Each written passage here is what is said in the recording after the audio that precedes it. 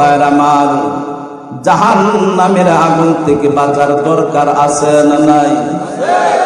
জাহান্নামের আগুন থেকে যদি আমরা বাঁচতে চাই, হুজুর পাক সাল্লাল্লাহু আলাইহি ওয়াসাল্লাম এক হাদিসের মধ্যে বলছেন, 5 প্রকার মানুষকে মহান রব্বুল আলামিন বড় ভালোবাসেন। কয় প্রকার?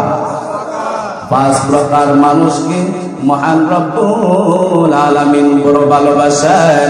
আর আল্লাহ তাআলা যাকে ভালোবাসেন তাকে আল্লাহ তাআলা জান্নাত দান করবেন। সুবহানাল্লাহ। যাকে আল্লাহ তাআলা ভালোবাসবেন না তাকে আল্লাহ তাআলা জান্নাত দিবেন না। যাকে আল্লাহ তাআলা ভালোবাসবেন তাকে আল্লাহ তাআলা জান্নাত দান করবেন। এর মধ্যে 1 নাম্বার হইল, হুজুর আকরাম সাল্লাল্লাহু আলাইহি ওয়াসাল্লাম বলেছেন, 1 নাম্বার হইল যে ব্যক্তি সদাই সর্বদাই কোরআন তেলাওয়াত করবে। যে ব্যক্তি সদাই সর্বদাই আল্লাহ তাআলার কালাম তেলাওয়াত করবে, ওই ব্যক্তিকে আল্লাহ তাআলা বড় ভালোবাসেন। যাকে আল্লাহ তাআলা ভালোবাসেন তাকে আল্লাহ তাআলা জান্নাত দান করবেন। 1 নাম্বার কি? যারা কোরআন তেলাওয়াত করে, যারা আল্লাহ তাআলার কালাম তেলাওয়াত করে, তাকে আল্লাহ তাআলা বড় ভালোবাসেন, তাকে আল্লাহ তাআলা বড় মহব্বত করেন। কোরআন তেলাওয়াত, এখন অনেকেই হয়তো বলতে পারেন যে হুজুর আমরা তো জীবনে মাদ্রাসায়ও পড়ি নাই, মক্তবেও পড়ি নাই, আমরা তো কোরআন তেলাওয়াত জানি না, যে আমাদের কি অবস্থাটা হবে, আমাদের কি আল্লাহ তাআলা ভালোবাসবেন না? না, প্রত্যেকই মুসলমান যারা সকলেই কোরআন তেলাওয়াত জানেন। কথা বলেন ঠিক কিনা? জানেন না? 2-4-5টা সূরা মুখস্থ আছে না? 2-4টা সূরা মুখস্থ আছে না? সূরা ইখলাস মুখস্থ আছে না? সূরা ইখলাস কইলো তো মুখস্থ আছে। যারা নামাজি, যারা জীবনেই নামাজ পড়ে নাই, এমনও কিছু মুসল্লি আছে শুধু খালি ঈদের নামাজ পড়ে। কথা বলেন ঠিক কিনা? এমন কিছু মুসল্লি আছে শুধু খালি জুম্মার নামাজ পড়ে। হেরা হয়তো জানলে জানতেও পারে, আর না হয় নাও জানতে পারে, কিন্তু যারা 5 ওয়াক্ত নামাজ পড়ে তারা তো জানে। তারা জানে না? তারা তো 2-4-5টা সূরা মুখস্থ আছে।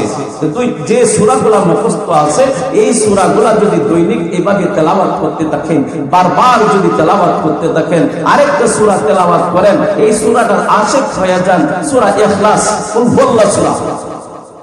সূরা ইখলাস ছিলেন? কুল হুয়াল্লাহ সূরা বারবার কুল হুয়াল্লাহু আহাদ আল্লাহুস সামাদ লাম ইয়ালিদ ওয়া লাম ইউলাদ ওয়া লাম ইয়াকুল লাহু কুফুয়ান আহাদ। বারবার তেলাওয়াত করবেন, বারবার তেলাওয়াত করবেন, আর নিজে নিজে চিন্তা করবেন, আমি যে তেলাওয়াত করতেছি আল্লাহ তাআলা আমাকে ভালোবাসতেছেন। আল্লাহ তাআলার ভালোবাসার মানুষ যদি আমি হয়ে যাই, তাহলে তো আমি জান্নাতের মেহমান হয়ে যাইব। বেশি বেশি সূরা ইখলাস তেলাওয়াত করবেন। হযরত আবু যর গিফারি রাদিয়াল্লাহু তাআলা আখির জামানার পয়গম্বর বিশ্ব নবী মুহাম্মদ রাসূলুল্লাহ সাল্লাল্লাহু আলাইহি ওয়াসাল্লামের একজন আশিক ওয়া হুজুর পাক সাল্লাল্লাহু আলাইহি ওয়াসাল্লামের একজন প্রিয় সাহাবী হযরত আবু বকর, হযরত আবু যর গিফারি রাদিয়াল্লাহু তাআলা আনহু, উনি একদিন হুজুর পাক সাল্লাল্লাহু আলাইহি ওয়াসাল্লামের দরবার থেকে যখন চলিয়া যায়, শীতকাল, হযরত আবু যর গিফারি রাদিয়াল্লাহু তাআলা আনহার পরনের মধ্যে একটা চাদর ছিল। চাদর মুড়ি দেয়া যখন আবু যর গিফারি রাদিয়াল্লাহু তাআলা আনহা যখন চলে যায়, এই মুহূর্তে জিবরাইল আলাইহিস সালাতু ওয়াস সালাম আখির জামানার পয়গম্বর বিশ্ব নবী মুহাম্মদ রাসূলুল্লাহ সাল্লাল্লাহু আলাইহি ওয়াসাল্লামের কাছে আসলেন। আয়েশা বললেন, নবী গো, ওই যে মানুষটা যাইতেছে ওনাকে চিনেননি? নবীর জিজ্ঞাসা, আরে জিজ্ঞাসা, নবীকে জিজ্ঞাসা করতেছেন, নবী ওই যে চাদর মুড়ি দেওয়া যাইতেছে ওনাকে চিনেননি গো নবীজি? উনি তো আমার আবু যর গিফারি, উনি তো আমার আবু যর গিফারি। ও জিবরাইল, জিবরাইল আপনি কিভাবে তাকে চিনেন? কয় আমি চিনি, শুধু তাই নয়, আসমানের মধ্যে যত রহমতের ফেরেশতা আছে সমস্ত ফেরেশতারা আপনারা আবু যর গিফারীকে চিনে। সুবহানাল্লাহ। জমিনের মধ্যে যত ফেরেশতারা আছে সমস্ত ফেরেশতারা আপনারা আবু যর গিফারীকে চিনে। যত মাখলুক দুনিয়ার মধ্যে যত মাখলুক আছে সমস্ত মাখলুক আপনার আবু যর গিফারীকে চিনে। হুজুর পাক সাল্লাল্লাহু আলাইহি ওয়াসাল্লাম বললেন আবু যর গিফারীকে সকলেই চিনে, কারণটা কি? জিবরাইল আলাইহিস সালাতু ওয়াস সালাম বলেন কারণ হইল দুইটা। বড় কারণ কয়টা? দুই কারণ। জিবরাইল আলাইহিস সালাতু ওয়াস সালাম বলেন কারণ হইল দুইটা। এক নাম্বার কারণ হইল ওই আবু যর গিফারী রাদিয়াল্লাহু তাআলা আনহু। এক নাম্বার কারণ হইল আবু যর গিফারী রাদিয়াল্লাহু তাআলা আনহু এই সূরা ইখলাস বেশি বেশি তেলাওয়াত করত। এই জন্য সমস্ত ফেরেশতারা আবু যরকে চিনে। আমি জিবরাইল চিনি, মিকাইল চিনে, আজরাইল চিনে, ইসরাফিল চিনে।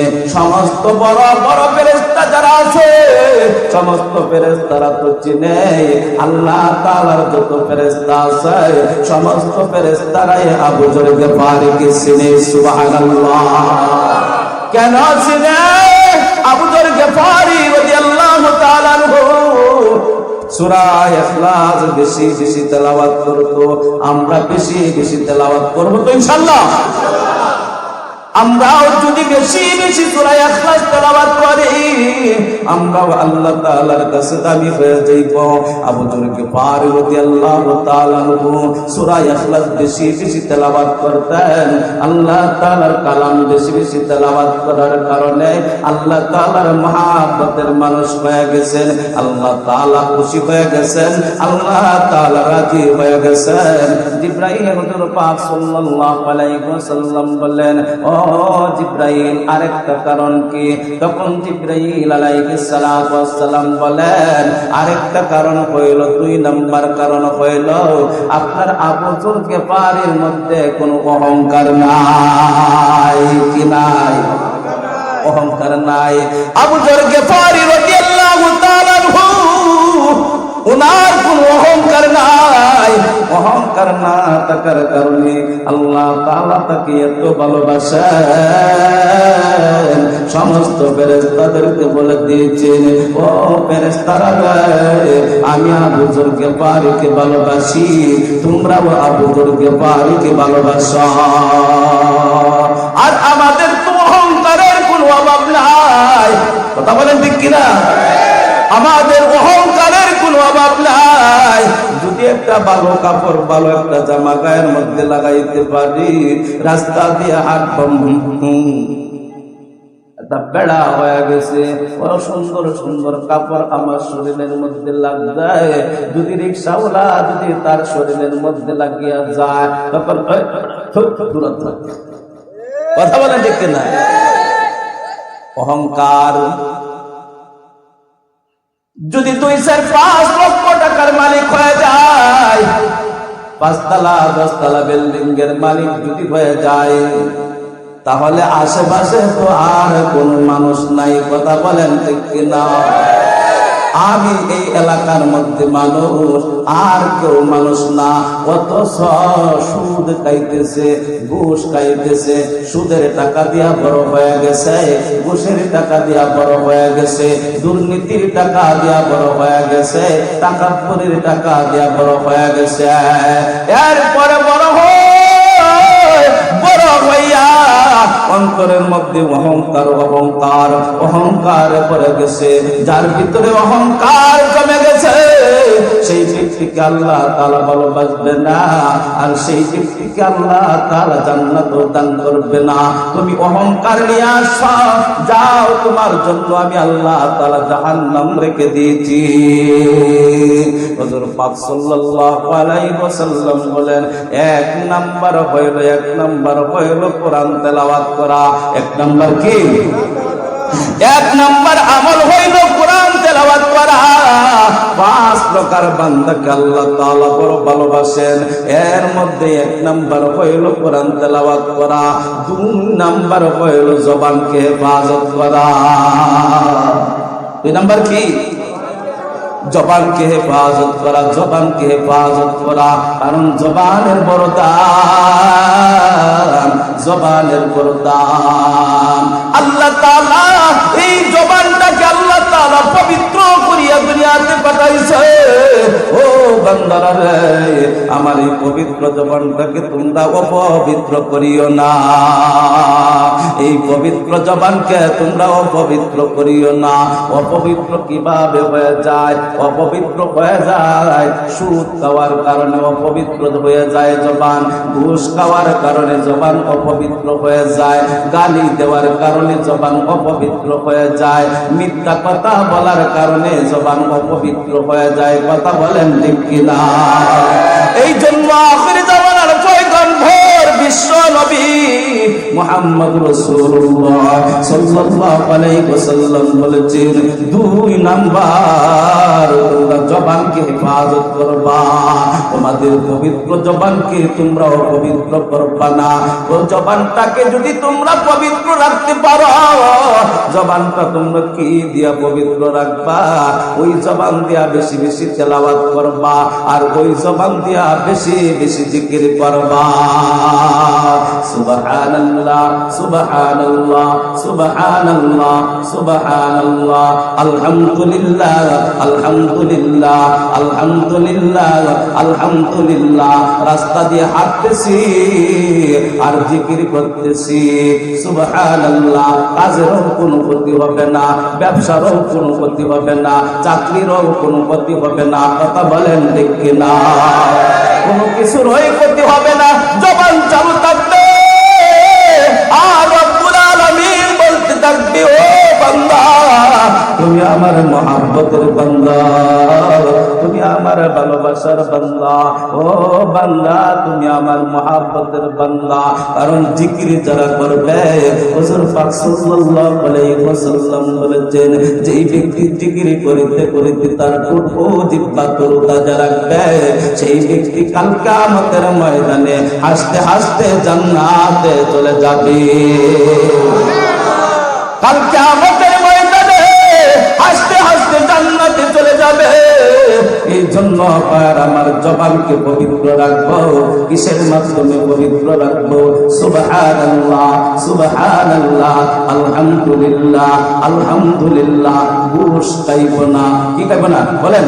ঘুষ খাইব না, সুদ খাইব না, জুয়া খেলব না, মদ খাইব না, ইয়াবা খাইব না, বাবা খাইব না, ডাল খাইব না। ওই সমস্ত না খেয়ে আমার জবানটাকে আমি পবিত্র রাখবো। 2 দিনের জিন্দেগি বেশি দিন জমানার মধ্যে থাকা যাবে না। যেই ব্যক্তি 1000 কোটি টাকার মালিক সেও মারা যাবে, আর যেই ব্যক্তি গাছতলার মালিক সেও মারা যাবে। কথা বলেন ঠিক না? দুনিয়াটা কারো টাকার জায়গা না, কেউ জমিনের মধ্যে থাকতে পারবে না। খাইলেও দিন শেষ হয়ে যাবে, না খাইলেও দিন শেষ হয়ে যাবে। ও ভাইরা আমার, একটু অসুবিধার মধ্যে পড়িয়াই গ্রামীণ ব্যাংকের মধ্যে দৌড় মাইরেন না, আশা ব্যাংকের মধ্যে দৌড় দিয়েন না, কপি ব্যাংকের মধ্যে দৌড় দিয়েন না। কিস্তির মধ্যে যারা গেছে এদের জীবনটা ধ্বংস হয়ে গেছে। কথা বলেন ঠিক কিনা? এর জিন্দেগি ধ্বংস, এর জীবনটা ধ্বংস হয়ে গেছে। দুনিয়া ধ্বংস হয়ে গেছে, আখিরাতও তার জন্য ধ্বংস হয়ে গেছে। এই জন্য মুসিবতের মধ্যে পড়িয়া ও ভাইরা আমার, আমাদের মতন যারা আলেম ওলামা আছে, ওই এলাকার মধ্যে যত মসজিদ আছে, ওই মসজিদের ইমামদেরকে জিজ্ঞাসা করবেন, হুজুর গো আপনার কিস্তির মধ্যে কয়টা নাম আছে? একটু জিজ্ঞাসা কিন্তু আপনার কয়টা কিস্তি আছে? মাদ্রাসার আলেম ওলামারা আছে, তাদেরকে যায় জিজ্ঞাসা করবেন যে হুজুর কয়টা কিস্তি আছে আপনার, সপ্তাহে কয়টা কিস্তি, মাসে কয়টা কিস্তি? ও বারামার, আল্লাহর কসমকে বলতে পারি, আল্লাহর কসমকে বলতে পারি, হয়তো শতকরা 2-1 উল্টা পাল্টা হইলে হইতেও পারে, আর বাদ বাকি যারা আছে একজনও সুদের সাথে কোনো জড়িত নাই। অল্প টাকা বেতনের চাকরি, মসজিদের মধ্যে চাকরি করলে, ইমামতি করলে 1 লক্ষ 1.5 লক্ষ টাকা বেতন। কথা বলেন ঠিক কিনা? ঠিক ঠিক ঠিক। আমরা তো মসজিদে ইমামতি করি, আমরা বেতন খুব বেশি, হ্যাঁ, হয়তো 10, 12, 15। এমনও বাড়িওয়ালা আছে এই বরপা এলাকার মধ্যে, মইকুলি এলাকার মধ্যে 2, 4, 5 লক্ষ টাকা প্রতি মাসে বাড়ি ভাড়া আইতেছে। জাহেদানের পোলাও গরম হয়েছে, পোলা গরম বুঝেন নি? আমরা গ্রাম্য ভাষায় কইলেছি। আল্লাহর রাস্তায় দান করার মতন তার কাছে কোনো পুঁজি নেই।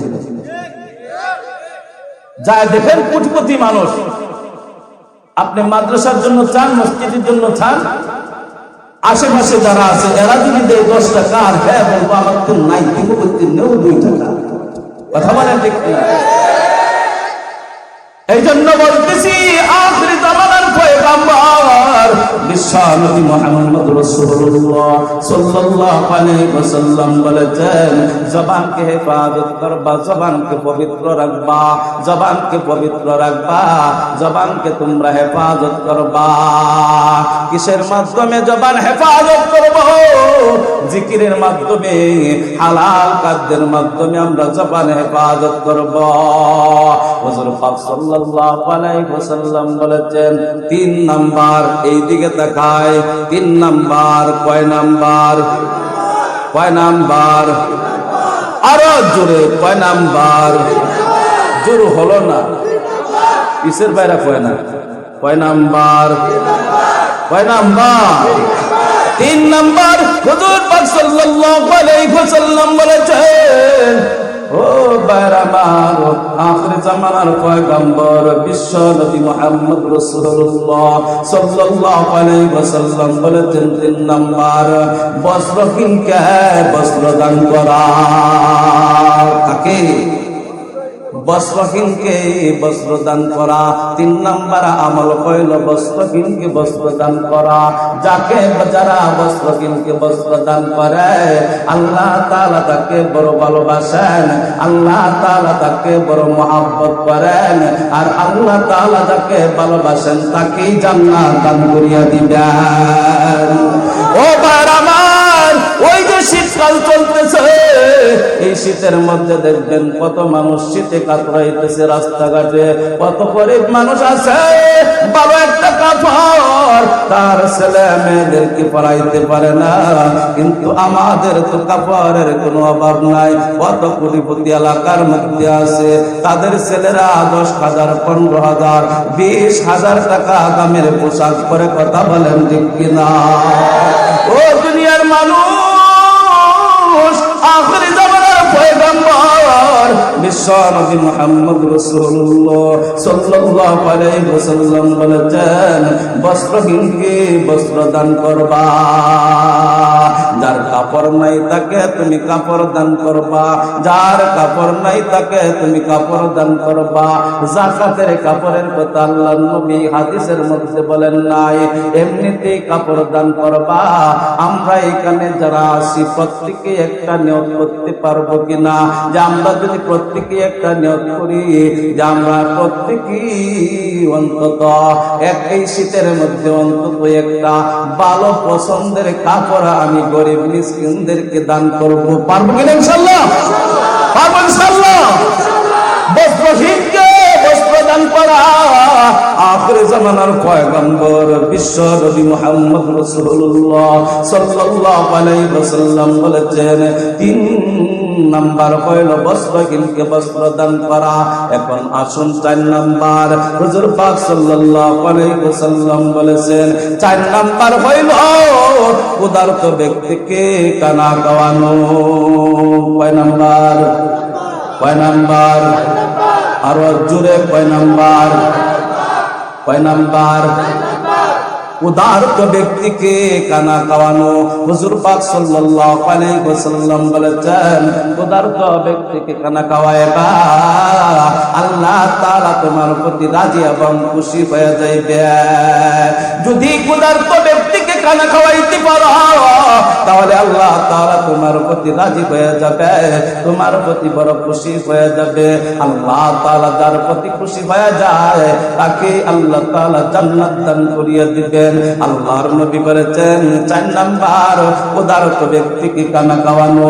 আর আমাদের চরিত্র হয়ে গেছে গরিব মানুষকে দেখলেই চুলকানো শুরু হয়ে যায়। কথা বলেন ঠিক কিনা? বাবা মারা গেছে,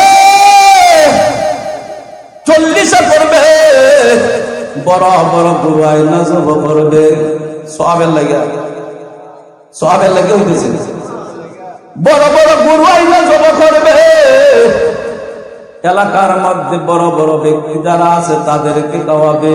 আশেপাশে গরিব মানুষ বসে আছে, অনেক মানুষও বলতে আছে যে ওরে খাওয়ান দেন, ওরে খাওয়ান দেন, পরে খাইবেন, গরিব এরা পরে খাইবেন।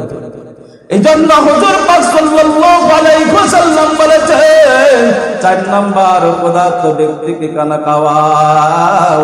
ও ভাইরা আমার, এখানে অনেক লাখপতি কোটিপতি আছে না নাই? অনেক ভাই ধনাঢ্য ব্যক্তি আছেন। যদি কোন গরিব মানুষের বাড়ির সামনে যায়, যদি দাঁড়াইয়া যান, হঠাৎ করে একজন গরিব মানুষের বাড়ি বাসার সামনে যদি যায় আপনি দাঁড়ান, দাঁড়ানোর পরে যদি আপনি ডাক দেন আব্দুল খালেক ভাই বাড়ি আসেননি, তখন ওই ব্যক্তি বাড়ি থেকে বাইরে হইবে, ঘর থেকে বাইরে হইয়া দেখবে যে কোটিপতি আমার দরজার মধ্যে দাঁড়ানো। ভাই কেন আমার বাড়িতে আসেন? অবাক হয়ে যাবে, আনন্দে বুকটা ভরে যাবে। কথা বলেন ঠিক কিনা? কোটিপতি আমার দরজার মধ্যে দাঁড়াইয়া আছে, আমাকে ডাকতেছে, না জানি কিসের জন্য ডাকতেছে। এই মুহূর্তে যদি ভাই আপনার পকেটের মধ্যে হাত পড়িয়া, যখন পকেট থেকে হাতটা দিয়ে যখন কিছু টাকা যখন আনবেন হাতের মধ্যে টাকা আইনা যখন ওই খালেক ভাইকে বলবে, ও আব্দুল খালেক ভাই, আমি অনেক দিন যাবৎ আপনার কোন খোঁজ খবর নিতে পারি নাই গো ভাই, আমার ভুল হয়ে গেছে, আমি তোমার কাছে মাপ চাই। আমি ওইতে কিছু টাকা আপনাকে দিয়া গেলাম, আপনি এই টাকা দিয়া সংসার চালাইবেন, আল্লাহর আরশ কেঁপে উঠবে। কথা বলেন ঠিক কিনা? এরকম কাজ যদি কেউ করতে পারেন আল্লাহ তাআলা বড় ভালোবাসবেন। ও ভাইরা আমার, কত টাকায় তো কত ভাবে খরচ করে ফেলেন। আর ভাইরা আমার, আশেপাশে গরিব মানুষ যারা আছে তাদের কিছু মাঝে মাঝে খোঁজ খবর নিবেন, তাদের কাছে কাছে যাইবেন, তাদের সন্তানের কথা জিজ্ঞাসা করবেন। ও ভাই, যদি ওদিকে সুলতানি উঠে, ও ভাই সুলতান না, কারণ গরিব মানুষ বানাইছে ধনী জান্নাতে যাওয়ার জন্য। কথা বলেন ঠিক কিনা? এদেরকে কাপড় দিবা তুমি জান্নাতে যাইবা, এদেরকে খানা খাওয়াইবা তুমি জান্নাতে যাইবা, এদেরকে টাকা দিবা তুমি জান্নাতে যাইবা, এদেরকে অন্তর দিয়া ভালোবাসবা তুমি জান্নাতে যাইবা। কয় নাম্বার? 4 নাম্বার বললাম না? 4 নাম্বার হইল ক্ষুধার্ত ব্যক্তিকে খানা খাওয়ানো। আর 5 নাম্বার হইল নবীজির উপরে দুরূদ শরীফ পড়া। কি পড়া? নবীজির উপরে দুরূদ শরীফ পড়া। দুরূদ শরীফ পড়লে কি লাভ হইবে? মান সাল্লা আলাইহা ওয়াহিদাতান সাল্লাল্লাহু আলাইহি আসরা। মান সাল্লা আলাইয়া ওয়াহিদাতান সাল্লাল্লাহু আলাইহি আশরা। আল্লাহর নবী বলেছেন একবার দরুদ শরীফ পাঠ করলে আল্লাহ তাআলা 10টা গুনাহ maaf করিয়ে দেন। একবার দরুদ শরীফ পাঠ করলে আল্লাহ তাআলা তার আমলনামায় 10টা নেকি দান করিয়ে দেন। একবার দরুদ শরীফ পাঠ করলে আল্লাহ তাআলা তার ইজ্জত মান সম্মান 10 গুণ বাড়াইয়া দেন। সুবহানাল্লাহ। আখির জামানার পয়গম্বর বিশ্ব নবী মুহাম্মদ রাসূলুল্লাহ সাল্লাল্লাহু আলাইহি ওয়াসাল্লাম বলেছেন 5 নাম্বার বেশি বেশি দুরূদ শরীফ পড়বা, বেশি বেশি দুরূদ শরীফ পড়বা। মান সাল্লা আলাইয়া ওয়াহিদাতান সাল্লাল্লাহু আলাইহি আশরা। তোমরা যখন বেশি বেশি দুরূদ শরীফ পড়বা আল্লাহ তাআলা বলেন বান্দারা দুরুদের জন্য আমি আল্লাহ তাআলা নামাজ পড়ি না রে বান্দা। ও বান্দা আমি আল্লাহ তাআলা নামাজ পড়ি না। ইনশাআল্লাহ আজকের আলোচনা যা শুনছি আমল করার চেষ্টা করবো ইনশাআল্লাহ। করবো তো ইনশাআল্লাহ। এখানে হাজারো মানুষের মাঝখানে যদি একজন যদি আমল করেন আজকে আমার বয়ান আমার ওয়াজ সফল হয়ে যাবে। এজন্য আমি সকলের কাছে দোয়া চাই, সকলেই দোয়া করবেন। আলহামদুলিল্লাহি রাব্বিল আলামিন। আসসালামু আলাইকুম ওয়া রাহমাতুল্লাহি ওয়া বারাকাতুহু। আলহামদুলিল্লাহ আলহামদুলিল্লাহ। হুজুর অত্যন্ত গুরুত্বপূর্ণ আলোচনা করতেছিলেন। সময় হয়তো স্বল্পতার কারণে আমরা একটু সময় দিতে পারলে হয়তো